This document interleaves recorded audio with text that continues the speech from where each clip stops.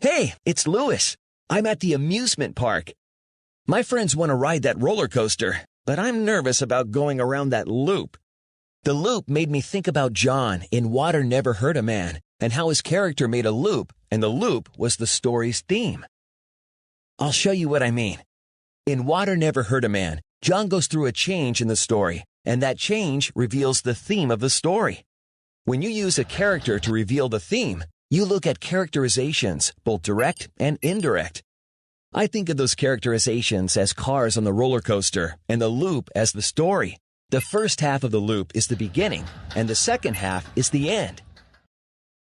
In the first half of the story, we learn that John is scared because the author says he was afraid of his father and he was afraid of storms. That's a direct characterization of John at the beginning of the story.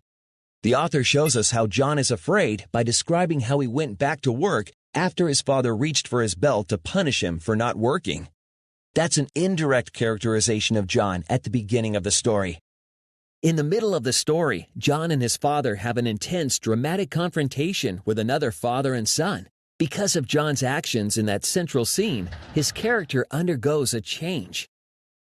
By the end of the story, we learn that John has decided not to be afraid anymore because the author writes, this time, John realized how it was to be hurt, and something burst loose in his inside, and he screamed. That's a direct characterization of John at the end of the story. The author shows us how John has courage when he stands up to his father by telling him they should continue working. That's an indirect characterization of John at the end. Both the direct and indirect characterizations give us a clear picture of John and how he has changed. So, let's roll this back to the beginning.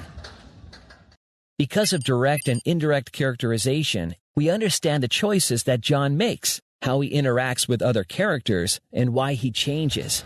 These changes help reveal the theme of the story. Conquering your fears makes you stronger. Like John, I want to conquer my fears too. So I'm ready to ride. At least I think so.